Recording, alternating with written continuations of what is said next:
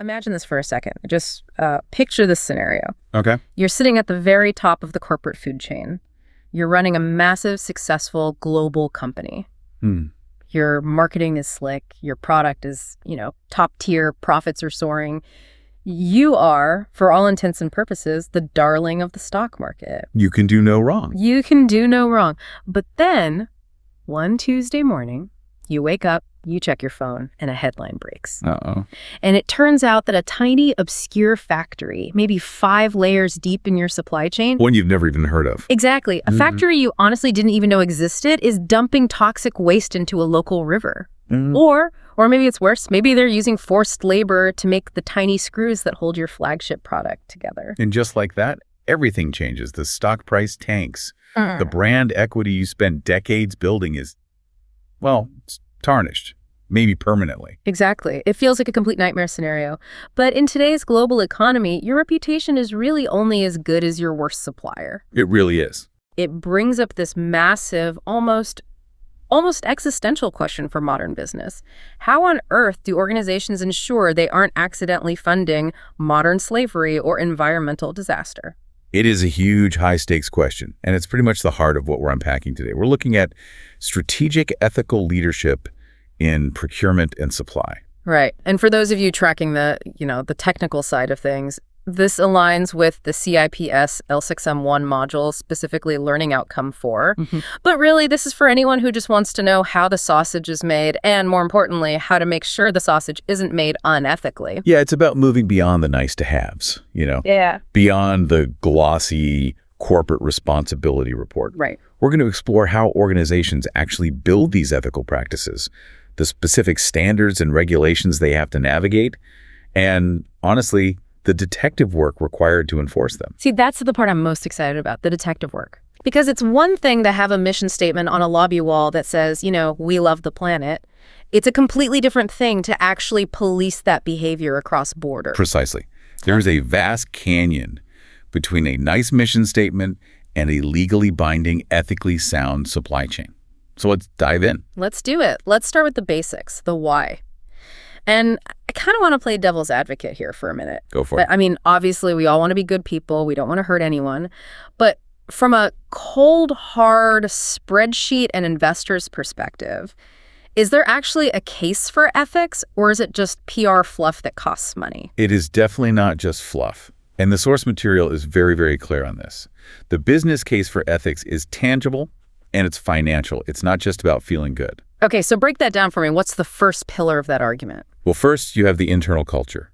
When you set the right ethical tone from the top, you attract outstanding employees. Right, because nobody wants to work for the villain in the movie. Exactly. I mean, think about the war for talent right now. It's fierce. It is.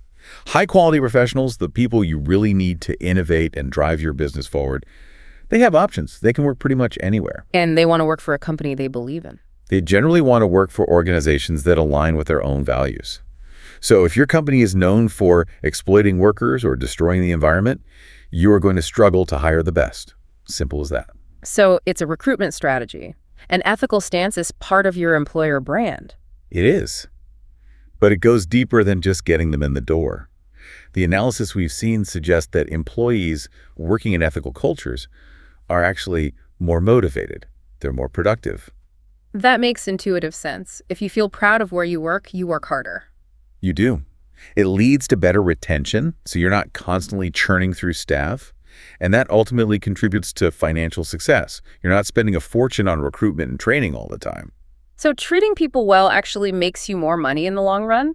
It's not a cost center, it's an investment. It leads to financial success, yes. Yep. And that's just the internal side. Then you have the external side, consumer appeal. Ah, the customers. Being ethical is a major selling point these days. Customers care where their stuff comes from. We are seeing a huge shift where consumers are willing to switch brands, even pay a bit more, if they sniff out unethical practices in their usual choice. So if you can prove your supply chain is clean, that's a competitive advantage. A massive one. You can build entire marketing campaigns around it. And the flip side of that is the risk, right? We talked about the reputation hit in the intro, but there are, I assume, serious legal risks too. Oh, massive ones. We're talking about protection against lawsuits, both internal from employees and external from, say, communities affected by pollution. Maintaining compliance with legislation is not optional. Okay. If you ignore this, you open yourself up to huge fines, regulatory shutdowns, and legal battles that can drag on for years and drain millions from your bottom line.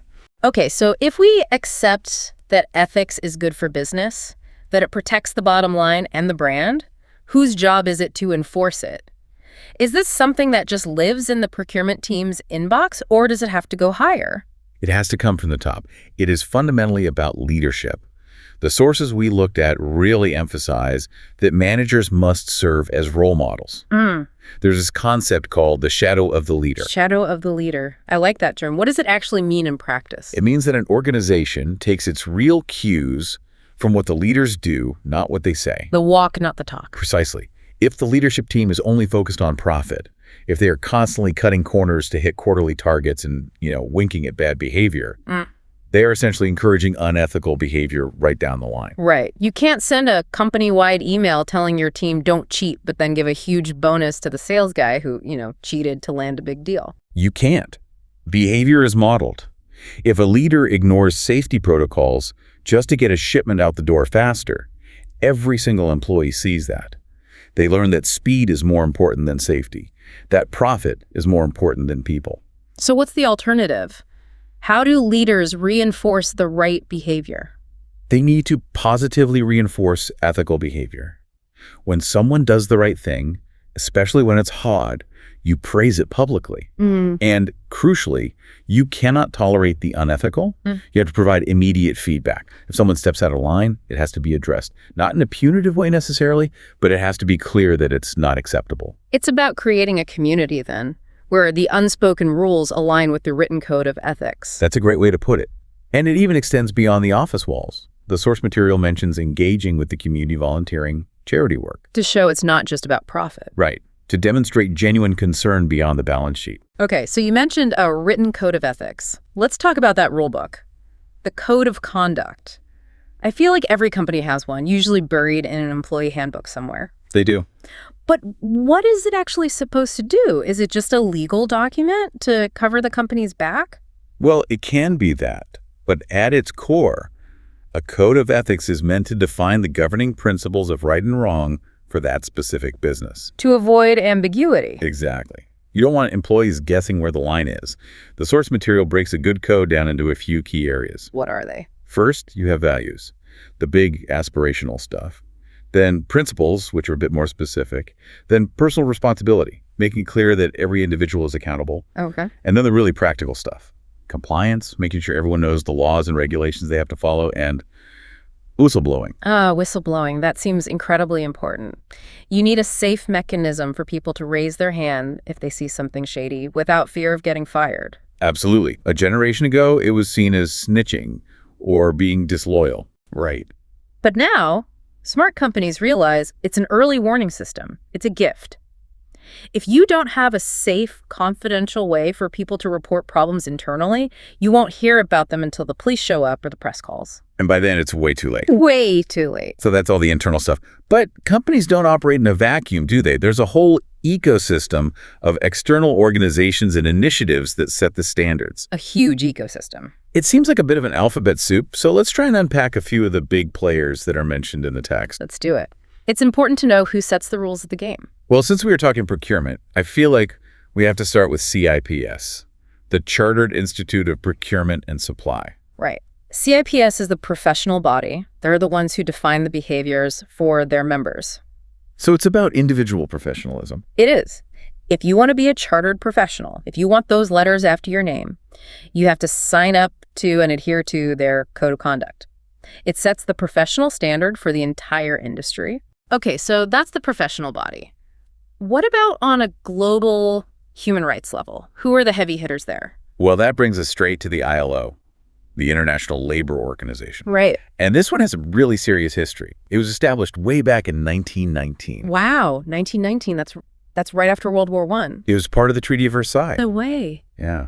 And the founding idea was fascinating and really quite profound for its time. They believed that universal peace can only be achieved if it's based on social justice. That is a grand origin story. Peace through social justice. So they weren't just thinking about wages and working hours. They were literally thinking about preventing another world war. Exactly. Their logic was if people are exploited and desperate and starving, societies become unstable. And unstable societies lead to conflict. That makes perfect sense. And what makes the ILO unique is that it's the only tripartite UN agency. Tripartite, meaning what? It means it brings together governments, employers, and workers' representatives all to the same table. So all three groups have a voice in setting labor standards. So their focus is on rights to work, social protection, decent employment, the big picture stuff. The foundational stuff, yes. Sure. But then you have more modern organizations that are tackling very specific, very dark realities. Like the Walk Free Foundation, which was mentioned in the outline? Yes. The Walk Free Foundation confronts us with a shocking statistic. Over 40 million people worldwide are trapped in modern slavery. 40 million. 40 million. That number is just staggering. I think we often think of slavery as a history lesson, not a current event. It is very much a current event. We're talking about human trafficking, debt bondage, forced labor, forced marriage. It takes many forms. And what does Walk Free do about it? They publish the Global Slavery Index. It's a country-by-country assessment of the prevalence of modern slavery. Which is a crucial tool for procurement professionals. An absolutely vital tool. You look at that index to understand where the risks are highest in the world so you can adjust your due diligence accordingly. If you're sourcing from a high-risk country, your level of scrutiny needs to be much, much higher. Okay. And then you have groups like Tradecraft. They seem a bit different. Tradecraft is interesting because they have this dual structure. On one hand, you have Tradecraft PLC, which is a commercial business that sells fair trade goods. So they're proving you can make money while doing it ethically. Precisely. They're walking the walk. And then there's Tradecraft Exchange, which is the charitable arm. They work directly with poor producers in Africa and Asia to help them get a better deal.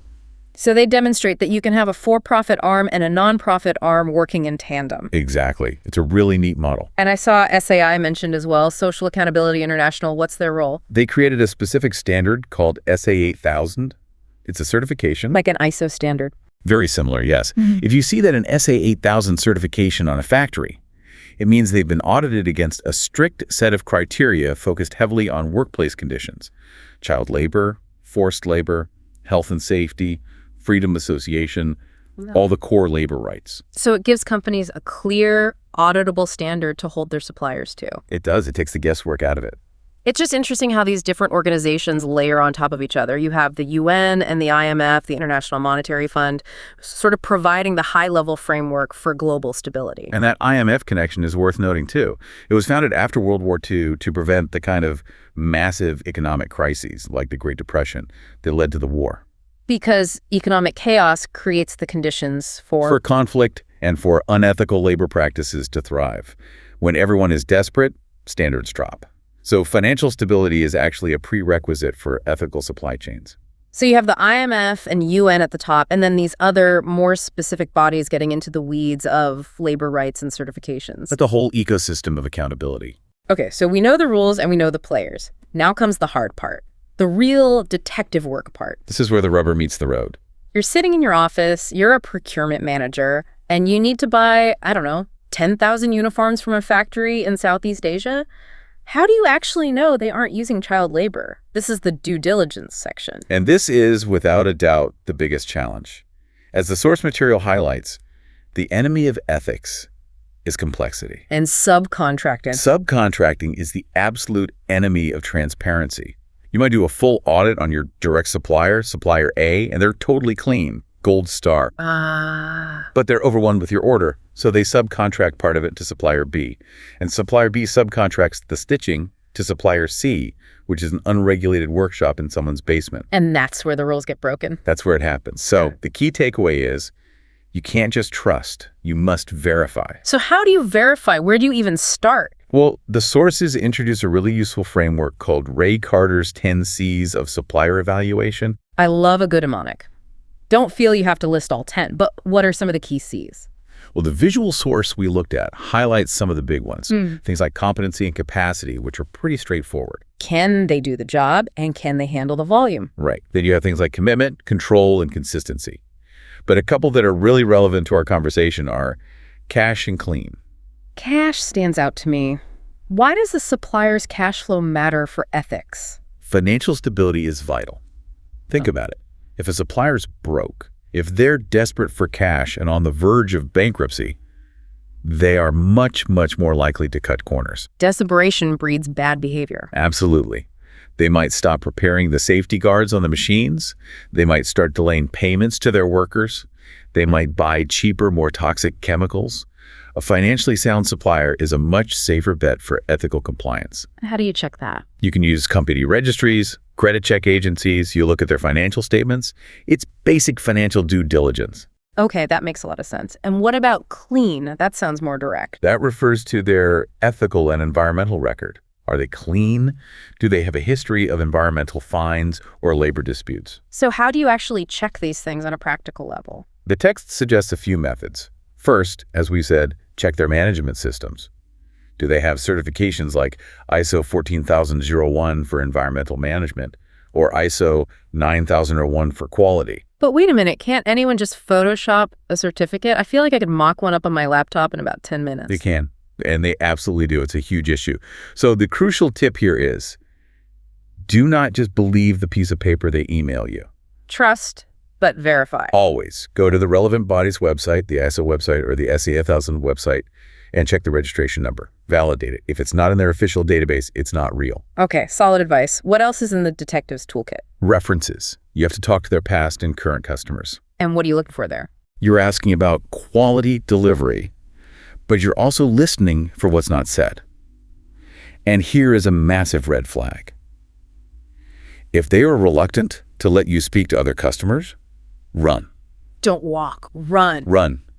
Transparency should be the default. Yeah. If they're hiding their list of clients, they're probably hiding something else too. And I assume for any high-risk supplier, nothing beats actually going there in person. Site visits are non-negotiable for high-risk suppliers. You need what the source calls first-hand knowledge. The boots on the ground. You have to walk the floor, see the conditions, look at the fire exits, are they blocked? Look at the lighting, look at the faces of the workers. Do they look happy and engaged, or do they look terrified when the manager walks by? Are there children running around? Yeah. You can learn more in 1 hour on a factory floor than you can in a month of exchanging emails and spreadsheets. Okay, so let's say you've done all your detective work. The supplier looks good, the factory is clean, the finances are solid, the references check out. Now you need to sign the deal. How do you make sure they keep behaving this well after the ink is dry? This brings us to the contract. Yes. The contract is where you give all your ethical expectations. Keith, it is not enough to just check before the deal. You have to legally bind them to these standards for the life of the relationship. The outline we're working from distinguishes between express terms and implied terms. Can we just unpack that for a moment? Sure. It's a fundamental contract law concept. Express terms are the things we explicitly write down and agree to. Price, specifications, delivery dates, they're spelled out. No ambiguity. Right. Implied terms are the things that are not written down but are incorporated by law or custom. For example, in many places, it's an implied term that goods must be fit for the purpose they're sold for. You don't have to write, this hammer should be able to hit nails in the contract. It's just understood. It's understood. Or a term might be implied if it's necessary to give business efficacy to the contract, to make it work in a business-like way. But for ethics, for something as serious as modern slavery, we probably want express terms, right? We want it in black and white. Absolutely. You cannot rely on implied terms for something like child labor. You want very specific ethical clauses written directly into that contract. So what would those clauses look like? Give me some examples. Okay, so you'd have a clause on safe working conditions, perhaps even referencing the specific standards you identified during your site visit. You'd have a clause on no discrimination, requiring them to show they don't discriminate in hiring or promotion. And wages, that's a big one. Yes, a specific clause stating that all workers must be paid at least the legal minimum wage for that region and that they're paid on time. And of course, explicit clauses on the elimination of forced or child labor. You might even require them to have their own suppliers sign similar statements. So that addresses the subcontracting issue we talked about earlier. Well, you force them to cascade those requirements down their own supply chain. Yeah. You make them responsible for policing their suppliers. And what's the stick? What happens if they break these clauses? That's the most important part, the termination clause. You need a clause that very clearly states that a breach of these ethical codes is a material breach of the contract. Meaning, if we find out you're using forced labor, the deal's off immediately. We can terminate the contract, no questions asked, and we might even be able to sue for damages to our brand. That is the leverage. Without that, you're just asking nicely. the source also mentioned a clever tactic using technical specs to enforce ethics. How does that work? That is a really smart approach. It's about building ethics directly into the product definition itself. Okay. So for example, let's say you're a government agency buying new IT systems. You can write into the technical specification that the hardware and software must be accessible to users with disabilities. So it has to work with screen readers, things like that. Exactly. By making it a non-negotiable technical requirement, you're forcing every potential supplier to consider inclusivity just to be able to bid for the work. If they deliver software that isn't accessible, they haven't just violated a nice-to-have policy, they've delivered a defective product that doesn't meet the spec. That's smart. It moves ethics from the policy document to the product document. Which makes it much harder to ignore. Now, all of this contract stuff, all these clauses, they rely on the law. And the legal landscape here seems, well, complicated. It is incredibly complex, especially for global companies, because you're dealing with multiple layers of law all at once. What do you mean by layers? Well, you have domestic law. In the UK, that would be acts of parliament. Then you have international law, which is made up of treaties and conventions between countries. And in some systems, you also have customary law, which is based on long-standing traditions. It can be a real tangle. Let's try and untangle it a bit. Focusing on the big ones affecting employees. Discrimination seems to be a major focus in the source text. It is, and rightly so. In the UK, the primary piece of legislation here is the Equality Act 2010. It consolidated a whole bunch of older, piecemeal laws into one big act. And the text notes, there are international comparisons for this. Yes, things like the Human Rights Amendment Act in New Zealand or Law 9.029 in Brazil. The specific laws are different, but the core principles travel across borders. And the Equality Act protects certain specific characteristics. Yes, these are known as the protected characteristics. There are 9 of them. Can you list them for us? Sure, they are. Age, disability, gender reassignment, marriage and civil partnership, pregnancy and maternity, race, religion or belief, sex, and sexual orientation. And the scope of this protection is broad. It's not just about getting fired for one of those reasons. No, it's very broad. It protects you at work, certainly, but also as a consumer in a shop or when you're buying or renting property or in education. But in the workplace context, it is absolutely crucial for things like redundancy and dismissal. Yeah, that's where companies often trip up, isn't it? It really is. Redundancy is a particularly tricky one. Companies sometimes use a restructuring as an excuse to get rid of people they just don't like. Which is completely illegal. Totally illegal. There is a legal concept of fair selection for redundancy. To be fair, you have to use objective, non-discriminatory criteria. Like what? Well, things like last in, first out is a classic one, though less common now. More often it's based on skills and qualifications, or an individual's disciplinary record. The key is that it's objective and can be measured. An unfair selection would be the opposite. That is when you select someone for redundancy because of a protected characteristic. You cannot make a role redundant just because the person doing it is pregnant. You can't choose someone because they're an active trade union member.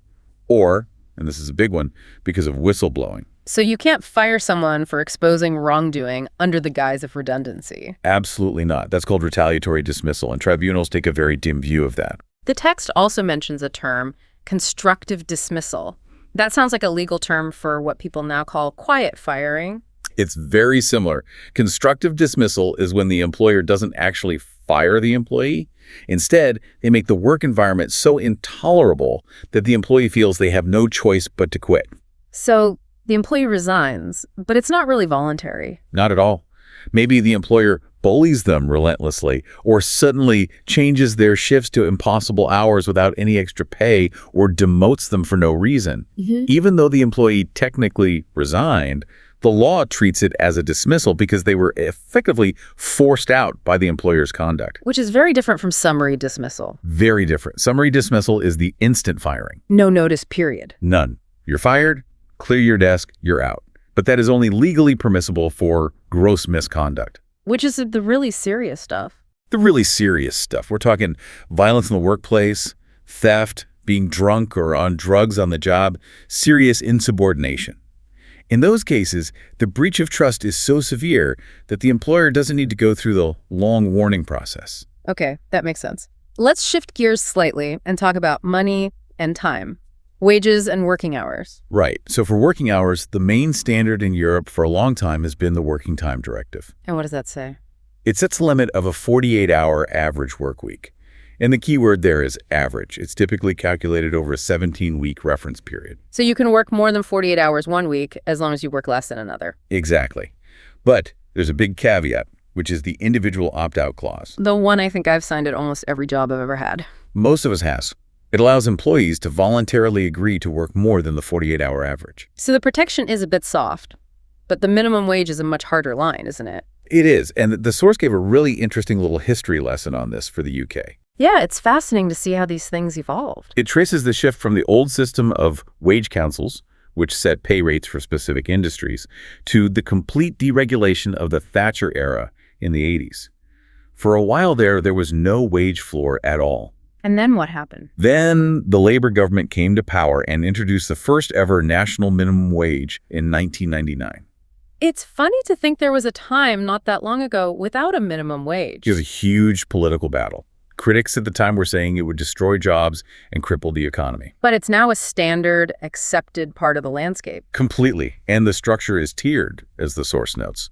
There are different rates for those aged 25 and over, a lower rate for 21 to 24-year-olds, and then different rates for younger workers and apprentices. Okay, finally in this legal section, health and safety. The big legislation there is the Health and Safety at Work Act 1974. A landmark piece of legislation. But the interpretation of what health and safety means has changed a lot since 1974, hasn't it? It is evolved significantly. Originally, it was very focused on physical safety. Well, hard hats on building sites, guardrails on machines, preventing physical injury. that's what most people think of. It is. But the modern interpretation of an employer's duty of care has expanded to include mental health. That's a huge shift. It's massive. Employers now have a legal duty to protect their staff from things like excessive stress, from bullying, and from psychiatric injury caused by work.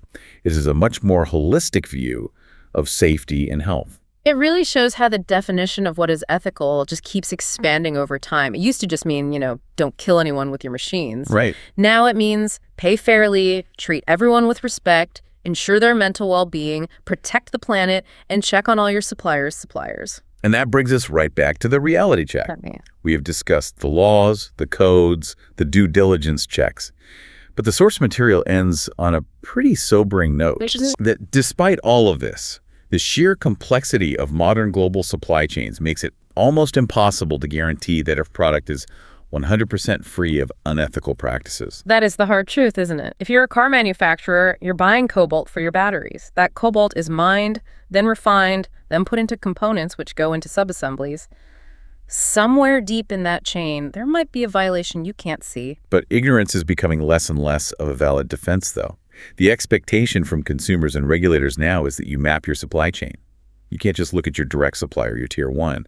You have to look at tier 2 and tier 3. The detective work just gets deeper and deeper. It has to. So, to just quickly recap what we've unpacked today, we started with the business case, the why, that ethics protects reputation and actually boosts productivity.